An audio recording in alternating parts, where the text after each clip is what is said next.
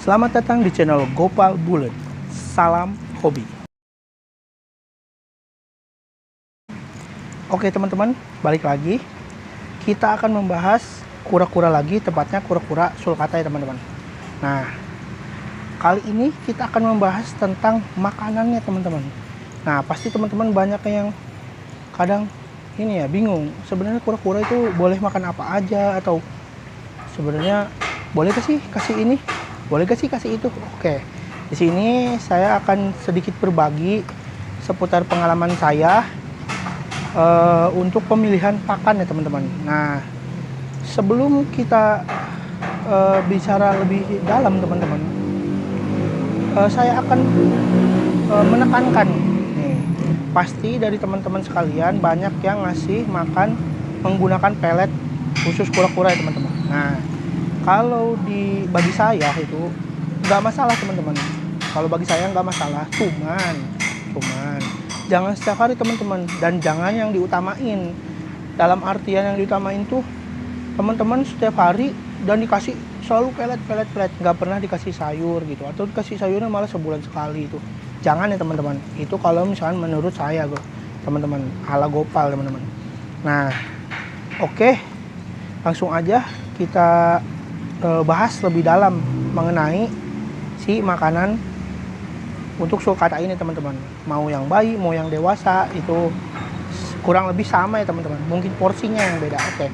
Nah, di sini saya udah nyediain selada keriting teman-teman. Kebetulan ini cuacanya ini udah hampir 2 minggu teman-teman. Hampir 2 minggu kura-kura saya nggak di outdoor teman-teman. Jadi 2 minggu kemarin itu sulcata saya indoor teman-teman. Nah, makanya tadi agak kotor, udah saya bersihin, udah saya rendam juga. Nah, kalau misalnya cuacanya kayak gini ya mendung seperti yang di video sebelumnya, itu rendamnya air hangat aja teman-teman, jaga aman. Kecuali ada sinar ya teman-teman. Cuman berhubung ini nggak ada sinar, jadi rendamnya pakai air hangat. Oke teman-teman, langsung aja. Nah, untuk kura-kura baby saya saranin itu makanannya dipotong. Saya kasih contohnya ya.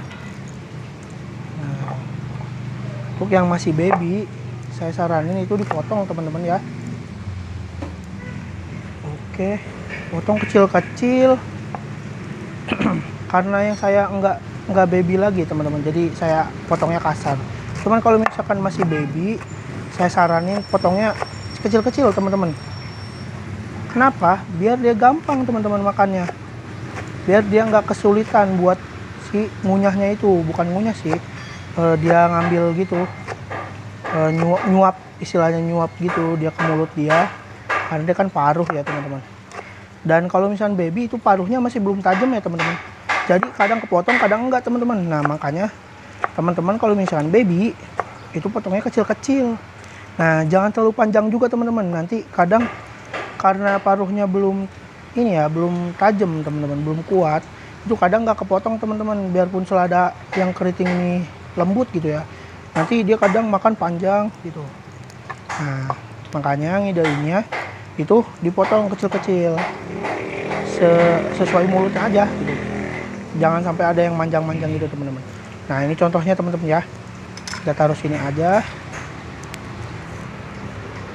Nah, ini yang dipotong. Kalau misalkan udah ukuran di atas 8 cm itu, sepengalaman saya itu udah nggak masalah teman-teman. Mau nggak dipotong juga nggak masalah. Cuman kalau misalkan dia lagi nggak mood, ada nih tipe kura-kura yang mood-moodan teman-teman. Nah, kalau yang nggak mood biasanya dia jarang mau makan gede-gede, jadi kita harus potong. Oke, itu. Nah, untuk komposisinya sendiri teman-teman, kalau misalkan teman-teman seperti yang saya sebutkan di video sebelumnya teman-teman,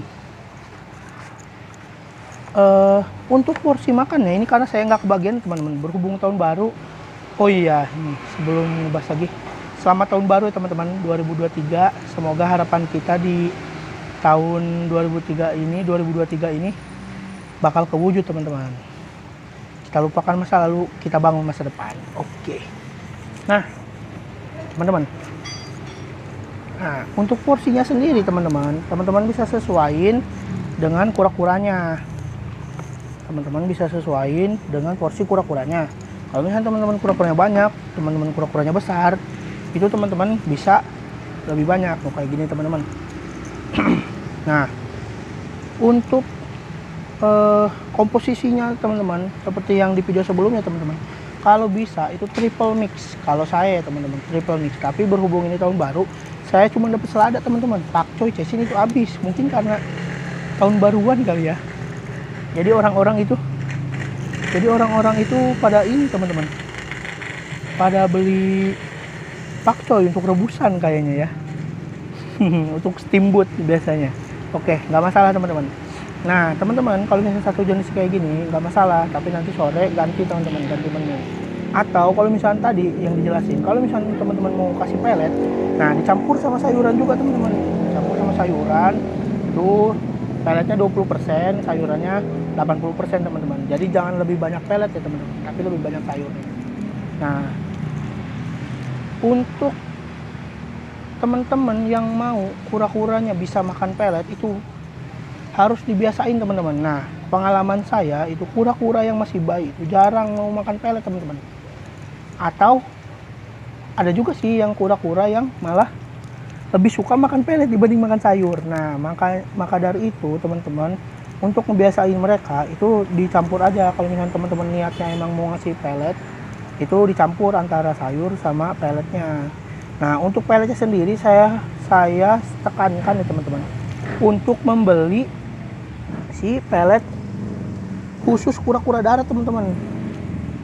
Nah, kura-kura darat juga dibagi yang dessert, ada juga yang tropis. Nah, itu teman-teman harus pilih ya teman-teman, jangan sampai salah beli teman-teman. Nah, biarpun sebenarnya nggak masalah sih, cuman takutnya pertumbuhan kehambat. Kita kan nggak tahu teman-teman nutrisi dalamnya mereka cukup apa enggak ya. Nah, nanti di akhir video ini bakal saya share teman-teman sepengalaman saya dan sepengetahuan saya setelah saya searching gitu di kiper-kiper yang lain gitu, mau dari Indo mau dari luar teman-teman. Nanti saya akan tunjukin tabel-tabelnya ya teman-teman, mana yang boleh mana yang enggak teman-teman. Nah, itu terus untuk pertumbuhannya, oh ya kemarin belum diukur ya teman-teman. Untuk pertumbuhannya teman-teman, kita ukur sekarang aja ya. Kita ambil penggaris dulu. Penggaris.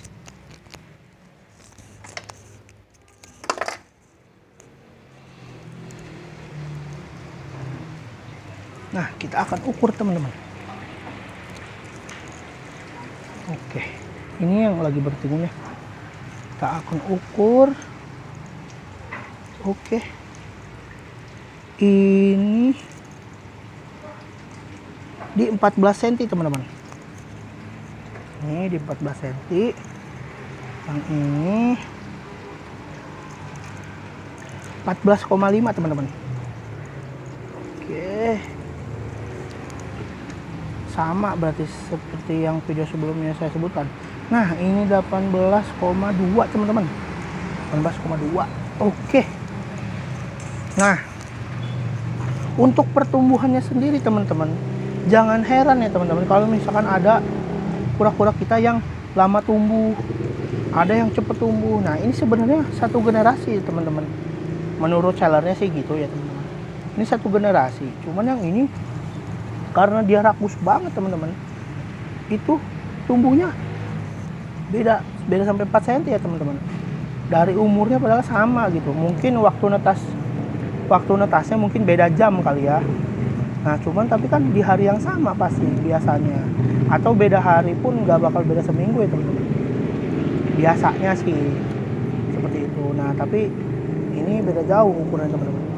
Teman-teman jangan heran ya kalau misalnya pelihara lebih dari satu terus ukurannya ini kok lama, ini kok cepet gitu. Nah, jangan heran, jangan takut juga teman-teman. Ini lama tumbuh, ini lama besarnya. Aduh, gimana ya ini, apa sehat apa enggak? Nah, masalah dari sehat atau enggak itu dilihat dari tortonya teman-teman. Apakah dia flu, apakah dia susah buang air, mau air kecil, mau air besar, nah gitu. Atau teman-teman bisa ronsen teman-teman. Nah, saya juga punya pengalaman tentang ronsen ya teman-teman. Jadi saya kalau misalnya ada rezeki setahun sekali, saya ronsen ini teman-teman, biar nggak ada bladder stone teman-teman, atau penyakit-penyakit dalam lainnya gitu. Nah, waktu dulu sih aman teman-teman, belum saya ronsen lagi ya, ini 2022 akhir tuh belum saya ronsen lagi. Nanti mungkin tahun ini kali ya kita ronsen lagi teman-teman, biar mastiin bahwa, make sure bahwa kura-kura yang kita jaga ini, kura-kura kita yang pelihara ini, dia beneran sehat atau enggak teman-teman. Dan antisipasi takutnya ada penyakit yang bisa berbahaya teman-teman, kayak bladder stone itu kalau misalnya nggak disadari dini teman-teman, wah itu bisa bahaya teman-teman, bisa fatal teman-teman. Sekarang kadang ada yang bertanya, sebenarnya berapa kali sih bang ngasih makan sulcata? Nah, kalau untuk di Gopal sendiri teman-teman, ada 2 acuan teman-teman. Teman-teman mau ngasihnya sehari sekali boleh, mau ngasih sehari 2 kali boleh. Nah, kalau untuk sehari 3 kali teman-teman, itu nggak disaranin teman-teman, karena biasanya itu banyak makanan kesisa teman-teman. Nanti di kandangnya itu pasti banyak serangga, kotoran, itu pasti banyak serangga sih lebih tepatnya, sama jamur teman-teman. Nah, hati-hati untuk jamur ya teman-teman, sulcata kita nanti bisa kena jamur. Nah, makanya untuk di Gopal sendiri teman-teman, ngasih makannya itu biasanya 2 kali sehari, jadi pagi sama sore atau pagi sama malam, itu nggak masalah teman-teman, tergantung kura-kuranya teman-teman. Kalau misalnya teman-teman mau ngasih makan di pagi-pagi, itu tunggu kura-kuranya bangun teman-teman. Jadi biasanya di saya itu gitu teman-teman, kalau misalkan mau ngasih makan itu nunggu kura-kuranya bangun, jadi nggak matiin heater langsung nyalain lampu, enggak teman-teman, itu pasti mereka bangun. Nah, kalau misalkan kayak gitu, takutnya si kura-kuranya itu kaget teman-teman, takut si kura-kuranya kaget, terus yang ada stres teman-teman. Kalau misalnya setiap hari seperti itu ya teman-teman, takutnya stres setiap hari dibangunin seperti itu, dikagetin. Nah, takutnya malah jadi mengundang berbagai penyakit ya teman-teman. Untuk itu biasanya di Gopal sendiri biasanya nunggu bangun dulu teman-teman.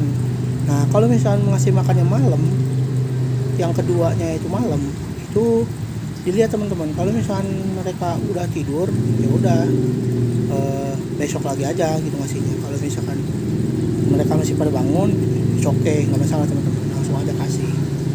Nah, terus perlu teman-teman ketahui ya, biarpun mereka istilahnya hewan di gurun gitu, di apa, di alam yang panas. Nah, jangan lupa menyediakan air teman-teman, karena semua makhluk hidup itu pasti membutuhkan air teman-teman, butuh minum. Untuk itu kayak sayuran itu jangan lupa dicuci, direndam dulu kalau bisa teman-teman, direndam air. Apalagi jangan ngasih yang layu ya teman-teman. Kalau misalnya maksain ngasih yang layu, itu kadar airnya udah berkurang teman-teman, takutnya nanti malah mereka dehidrasi, karena biasanya mereka nggak selalu minum sih. Kalau misalnya kita sediain tempat minum juga kadang mereka nggak minum teman-teman. Nah, untuk itu ngidainnya kalau saya itu di sayurnya aja teman-teman, dibasahin. Begitu teman-teman.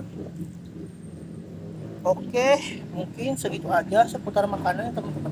Kalau teman-teman ada pertanyaan lain, silahkan tulis di kolom komentar teman-teman.